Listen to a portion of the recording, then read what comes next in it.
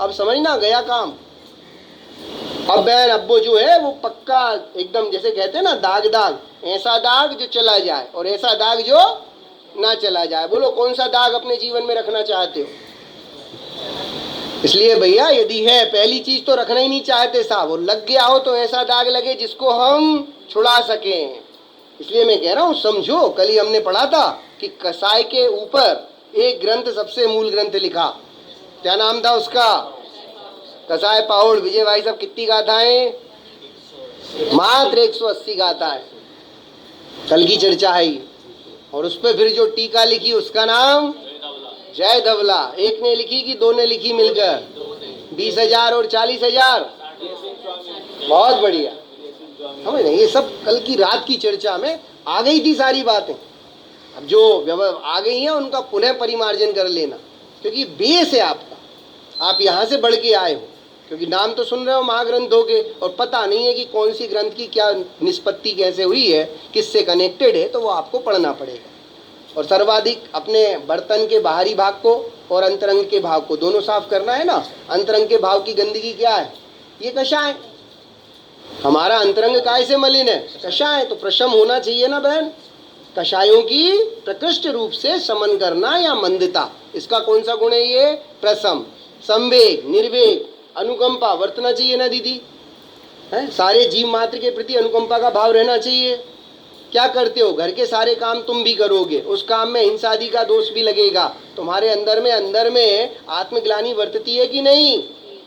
खेद खिन्नता वर्तती है कि नहीं? कि क्या करूं प्रभु, ये घर है तो इसकी सफाई भी करनी पड़ेगी। आलोचना पाठ पढ़ो जरा, आजकल तो पढ़ना ही वो हो गया है। हमें अदयाचारी, अपने अंदर में प्रभु क्या करूं, मुझे करना पड़ रहा है। क्या आ गया, ये जीव घर में आ गया तो इसको बाहर निकालना पड़ रहा है, क्योंकि इस घर में मैं रहता हूं। लेकिन प्रभु मैं तो ऐसी स्थिति को पाना चाहता हूं जहां भाई किसी को निकालना ही ना पड़े। ये भाव रहना चाहिए। समझना, अपने जीवन की भूमिका में तो आत्मनिंदा, आत्मगरा, वो सब गुण हैं, ठीक है। इन सबको यहाँ से विस्तार कर लेना। प्रैक्टिकल कैसे करोगे उसका मैंने डिस्कशन किया। करना चाहिए ना अपने जीवन में, क्योंकि कार्य तो तुम्हें करना पड़ेगा। पानी छनता है नहीं छनता है घरों में? छनता है ना, क्योंकि कई लोग तो मुझे ये बोल देते हैं भैया कि महानगरों में तो लोग पानी नहीं छानते। तो मैं कहता हूँ भैया ऐसे दुष्चित्त मत बनना। नहीं साहब क्या करें, अब वो पानी छान भी ले तो उन जीवों को कहाँ पटकेंगे, इसलिए पेट में पटक लेते हैं। क्योंकि लोगों को यही लगता है ना बिलछानी कहाँ करें। हे भाई ऐसा मत करना, दया भाव रखो। पानी का जीव पानी में जाए, ऐसा कोई प्रयोजन साधन, समझ में आया ना? नहीं तो क्या है। अच्छा विचार करना, पानी का जीव छानने में भी कई जीव तो उसमें आ ही जाएंगे ना। तो तुम्हारी उसमें करुणा पल रही है कि नहीं पल रही है? अरे पल रही है, हमने छाना ही इस प्रयोजन से। क्योंकि कई लोगों की जो कुतर्क है ना, इनका मैं अभी यहीं समाशोधन कर रहा हूँ। वैज्ञानिक ने बोला 36,450 जीव, और जैन धर्म में बोला उससे भी असंख्यात, और एक अंतर्मुहूर्त में और असंख्यात उत्पन्न हो जाते हैं, और पानी स्वयं एक जीव है। सोचो, तुम्हें तो तुम्हारे कार का चालान 36,450 का ना बने इसकी चिंता है, तो लाइन के बाहर गाड़ी खड़ी नहीं करते। बोलो बोलो, क्योंकि तुम्हें 36,450 जीव रुपयों की संख्या में तो भरत भाई वजन देने वाले कि अरे यार नुकसान हो जाएगा जबरदस्ती का। यहाँ तुम्हें नुकसान क्यों नजर नहीं आता? और जानते हो ये 36,450 अब रुपए नहीं है, तुम्हारे भाव है। क्योंकि बोलो प्रकृति टिट फॉर टेट का नियम अपनाएगी कि नहीं अपनाएगी? यदि तुम उन्हें मारने के अधिकारी बने हो तो प्रकृति उन्हें भी अधिकार देगी कि वो भी तुम्हें, होता है ना बहन। तो बोलो 36,450 अपने भाव खड़े करने हैं क्या तुम्हें? इतना बड़ा कर्जा सर पे मत चढ़ाओ भाई। नुकसान का आकलन एक दृष्टि देकर करो, नहीं तो सारा का सारा खेल ही बेकार हो रहा है। नहीं प्रभु, हम अपने अंतरंग में अनुकंपा दया पालेंगे, करुणा पालो। ध्यान देना, विचार करना भाई, अनुकंपा पालकर ही तुम्हारा बहुत बड़ा भला है। क्योंकि तुम कम से कम उन सब चीजों करना पड़ रहा है। एक नियम याद रखो, क्या करना पड़ रहा है। ये खेद खिन्नता का, ये आत्मग्लानि का बोध सदा काल रहना चाहिए। अब एक लड़की थी, उसकी वैराग्य में परिणति थी, और उसकी शादी हुई। तो जहाँ शादी हुई उस समाज में बहुत श्रृंगार आदि का प्रचलन था, तो मेरे से आके कहती है कि सर मुझे अच्छा नहीं लगता, लेकिन मैंने कहा बेटा जो तेरे को मिला है वहां पे कर, लेकिन करते हुए क्या, खेत खिन्नता का भाव कभी मरने मत देना। ये मुझे करना, याद रखना है जिनवाणी तुम्हें बहुत सही सही दिशा में सचेत करते हुए मार्गदर्शन देती है भाई साहब, अतिरेक की बात नहीं है। अतिरेक जहां करोगे वहीं जाओगे, बहुत अच्छे से समझना, क्योंकि हम कई बार अतिरेक की दशा भी अपना लेते हैं।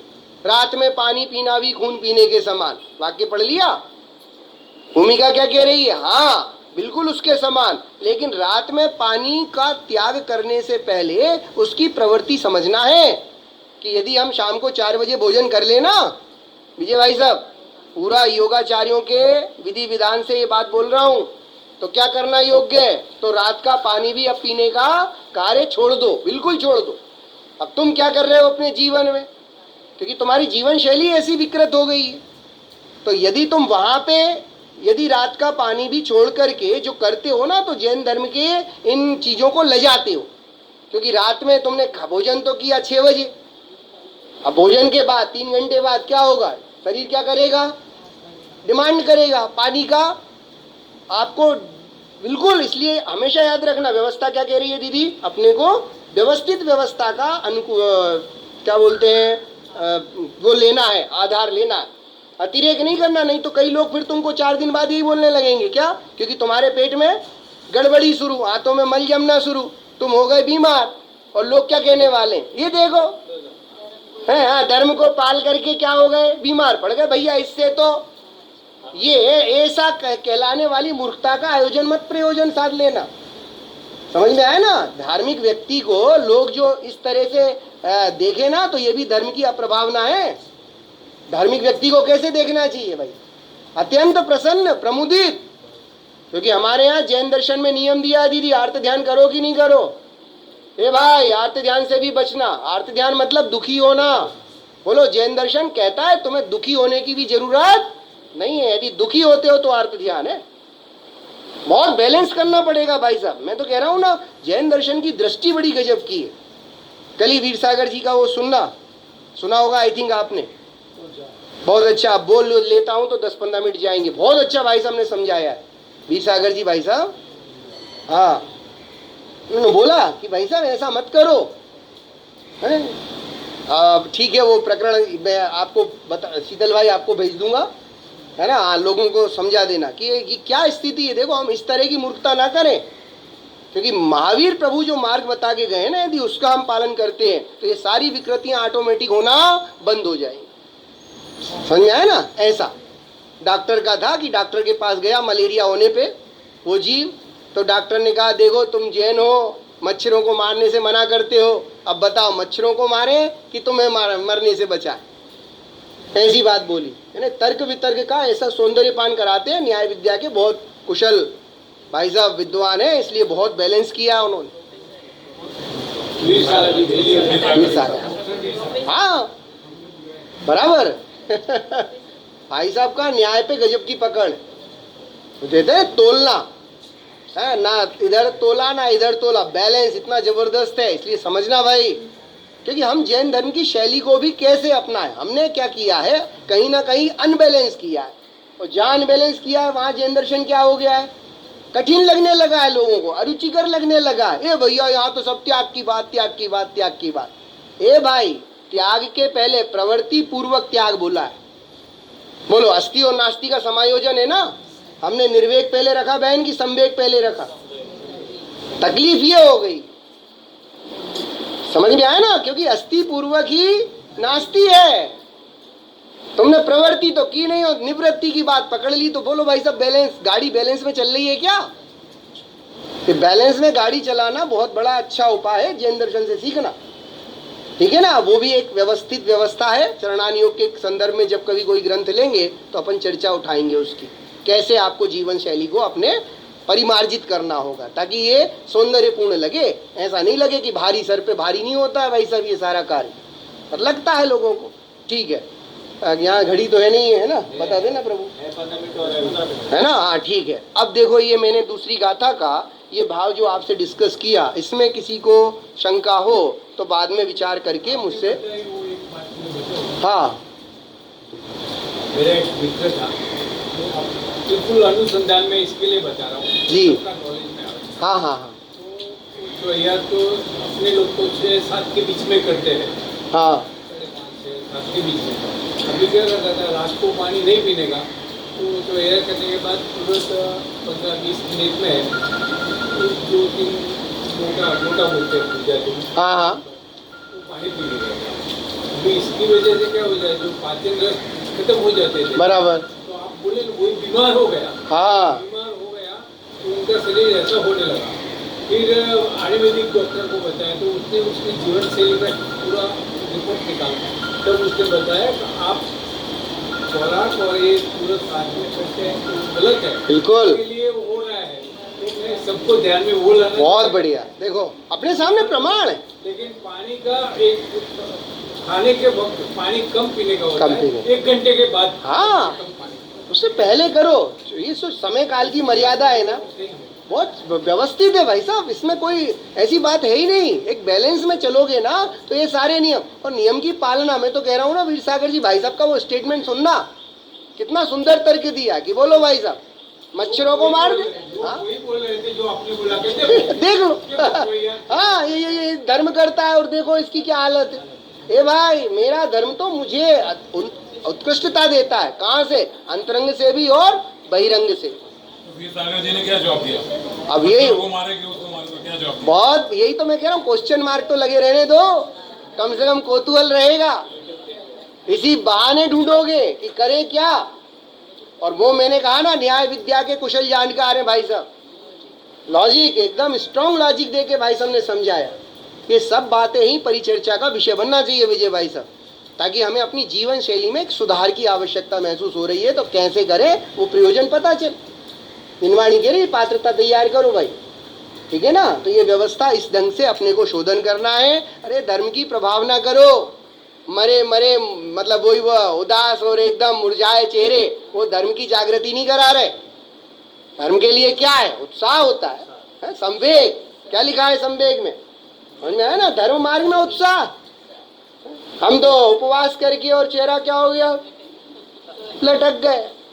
ये भाई चेहरे का तेज बढ़ता है। याद रखो धर्म की भूमिका हमको क्या दे रही है, क्योंकि धर्म, हम बताओ, भोजन छोड़ने का नाम उपवास है? क्योंकि हमें तो पंडित जी साहब ने अस्थि और नास्ति का बैलेंस सिखाया है। भोजन छोड़ना, पानी छोड़ने का नाम उपवास, ये तुमने अधूरा आधा पढ़ा है, 50% काम। समझ में आया ना? कुछ ग्रहण करने का नाम उपवास। ऊपर में किया है जिसने वाद। हाँ बोलो, कुछ ग्रहण क्या करना? अपना आत्मरस ग्रहण करना। उपवास किसको बोला बहन? आत्मा के निकटवास बोलते हैं ना अपन। अब तुमने 50% काम तो किया, और 50% जो करना था अस्थि का वो नहीं किया, तो गाड़ी एक तरफ की गाड़ी के दोनों टायर पंचर और एक तरफ में हवा भरी है, गाड़ी अच्छी चलेगी? अरे कब पलट जाएगी कोई भरोसा नहीं है। समझ में आया ना? इसलिए गाड़ियां पलटती। बैलेंस करके चलना पड़ेगा। आधा काम तो किया, पर 50% में तो फाइल भी डाउनलोड नहीं होती, ऐसा समझ लेना, ठीक है। अब अगला जो मेरे को तीसरी गाथा है, क्या लिख रही है? अंतरंग सम्यक दर्शन बिना बाह्य चारित्र से निर्वाण नहीं होता। ध्यान से सुनना, क्वेश्चन दे रहे हैं आपको आचार्य कुंद देव।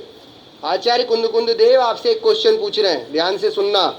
अंतरंग सम्यक दर्शन बिना, पेज नंबर 14 पेज पर इंडेक्स।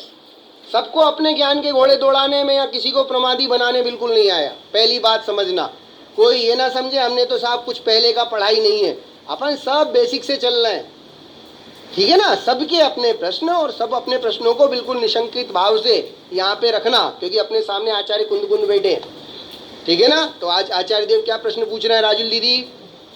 अंतरंग सम्यक दर्शन के बिना बाह्य चारित्र, खूब अपन बाह्य चारित्र उत्कृष्टता से धारे, निर्वाण की उपलब्धि होगी नहीं? एक दिन तो हो जाएगी, नहीं होगी क्या? अंतरंग सम्यक दर्शन ही निर्वाण की पहली सीढ़ी है। स्वीकृति अंदर से है कि सच है, मैं कितना ही कुछ बाह्य क्रिया, बाह्य चारित्र मतलब समझ में आया ना, चारित्र नहीं बाह्य चारित्र, जिसे दुनिया कह रही है चारित्र। हे भाई मैं नमक नहीं खाता, हे भाई मैं हरी नहीं खाता, हे भाई मैं दिन में एक बार भोजन लेता हूं, हे भाई मैं भोजन भी नहीं लेता। अब बोलो उत्कृष्टता बढ़ाते जाओ। तीव्रतम उत्कृष्ट दशा का बाह्य क्रियाओं का पालन मैं करूं, इस क्रिया के पालन करते करते दीदी क्या लगता है आपको, कभी तो मोक्ष हो जाएगा? नहीं। अरे इतना अच्छा अच्छा, किसी जीव को मारता नहीं, देख के जमीन चलता हूँ, शुद्ध पानी प्रासुक जल पीता हूँ, इनसे मोक्ष हो जाएगा? ये वाली बात यहाँ पे इलाज करना सबसे पहले। देखो मैं ये नहीं कहता कि क्रियाएं नहीं करनी, याद रखना, लेकिन पहले में पहल क्या करनी, ये इसका नाम है यथाक्रम। मुझे तीसरी मंजिल बनाना है, क्या पूछोगे पहले? पंडित जी 2 मंजिल है क्या? 2 मंजिल नहीं है, पर मुझे तीसरी बनाना है ऐसा। अरे भैया पहले समझना, जैसे यहाँ पे तुम कहोगे ना क्या बेवकूफी की बात कर रहे हो, पहली मंजिल तो है नहीं हो, बात कर रहे हो, वैसा प्रश्न है, ये अपनी भाषा में कन्वर्ट कर दिया इसे मैंने, समझ में आया? अकेले बाह्य चारित्र से निर्वाण नहीं होता, तो क्या सबसे पहले पहली मंजिल कौन सी बनाना? सम्यक दर्शन की, और उसमें भी अंतरंग सम्यक दर्शन। समझ में आया ना, अंतरंग सम्यक दर्शन और बाहर का सम्यक। क्या सम्यक दर्शन के 2 भेद है? हाँ, निश्चय से और, तो भेद प्रभेद कल याद करके लेके आना, मतलब नेक्स्ट टाइम पे शाम को, कल मतलब अपना शाम ही होगा। समझ में आया ना, सम्यक दर्शन, क्योंकि अपने को चाहिए ना सम्यक दर्शन, जहां जहां है सब रख लो, पहले भी मैंने याद करवाया है। सम्यक दर्शन के 2 भेद, 2 भेद कौन कौन से होते हैं? निश्चय और व्यवहार। निश्चय को अंतरंग बोल दूं, शब्द आ गया ना, तो मैंने कहा पकड़ते हो कि नहीं पकड़ते हो?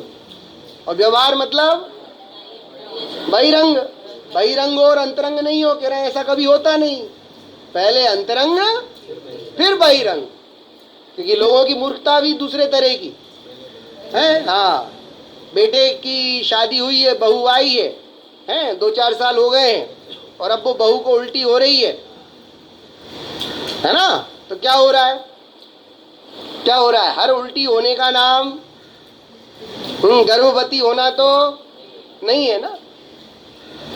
समझ में आया ना, ये व्यवस्था कह रही है, तुम्हें समझा रही है। और अंतरंग है तो बहिरंग की होगी ना व्यवस्था, नहीं तो आर्टिफिशियल उल्टियां करे तो कह रहा है भाई साहब, ये समझना, आप संकेत दृष्टांत का आप सिद्धांत में लगा के आरोपित करके समझ लेना। अंतरंग की ना, अंतरंग के बिना बहिरंग की बात ही नहीं है। होगा तो जर्मलिंग सच्चा है। यस, तो अंतरंग सम्यक दर्शन नियम दिया ना। बोलो बहन, इस गाथा में भी कोई दिक्कत है क्या? चलो इसका हिंदी काव्य पढ़ लो, फिर अपन जो है चर्चा उन्हें आगे बाद में लेंगे। द्रग भ्रष्ट जीवो, द्रग भ्रष्ट नो नहीं मोक्ष छे,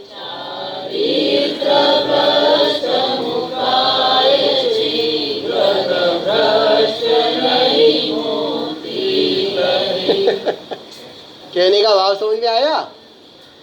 चारित्र भ्रष्ट, वो भी एक बार, क्या मुकाय छे, एक बार उसका भी तो निर्वाण हो सकता है। ध्यान देना, क्या कहना क्या चाहते हैं, इसका बैलेंस करना, नहीं तो गड़बड़ी कर दोगे तुम। क्योंकि दर्शन के बिना चारित्र को चारित्र पदवी नहीं। किसी को आज सम्यक दर्शन हुआ, भविष्य में जाकर छूट गया, छूट सकता है ना, इसलिए सम्यक दर्शन का स्वरूप समझना। लेकिन दर्शन ही जिसको उत्पन्न नहीं हुआ, वो मुक्ति के मार्ग का प्रतीक है नहीं है, अनादि मिथ्या दृष्टि जीव में गिनती है उसकी। समझ में आया ना, ऐसी बात। तो एक बार, और चारित्र की भूमिका कई बार आप विचार करो, मैं इसके अनेकों आपको प्रथमानियोग के उदाहरण भी विचार के आना, कहाँ तक चारित्र पहुंच गया था और वहां से भी फिर नीचे आ गए। आ रहे हैं कुछ ऐसे ध्यान, जिनका चारित्र उत्कृष्टतम होने के बाद भी उन्हें नीचे आना पड़ा। अरे कितना 700 मुनियों की रक्षा करने वाले, बोलो बोलो, छेदोपस्थापना चारित्र लिया था, लेकिन उनकी तो मुक्ति संभव है, क्योंकि भविष्य में पुनः उत्थापन कर लेंगे। समझ में आया? लेकिन किसकी मुक्ति संभव नहीं है? जो दर्शन से भ्रष्ट। यानी दर्शन के बिना मुक्ति नहीं। क्या आप ये कहना चाहते हो? हाँ भाई, हम यही कहना चाहते हैं। मतलब सबसे पहले किसको धारना है? दर्शन। तो सब अपने अंदर की पात्रता नाप के आना कि मैं कर सकता हूँ क्या दर्शन को धारण। मैंने तो एक भी ग्रंथ नहीं पढ़ा दीदी, क्या मुझे सम्यक दर्शन हो सकता है? मैंने तो अभी तक एक भी उपवास नहीं किया, सम्यक दर्शन हो सकता है? कंडीशंस लगा लेंगे अपन सब, पात्रता है ना, वो पात्रता को शोधन करेंगे और उसके लिए फिर कैसे करें वो अपन लक्ष्य लेकर चल रहे हैं।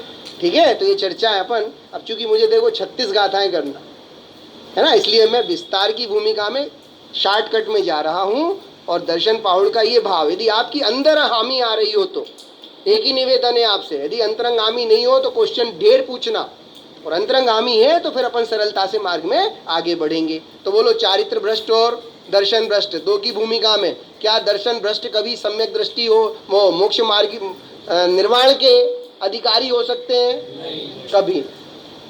दर्शन तो चाहिए क्या? अनिवार्य शर्त। ऐसी बात इस गाथा में बोली गई है, जो हम यथाविधि और आगे विस्तार करेंगे। ओम नमः शिवाय। निज निधि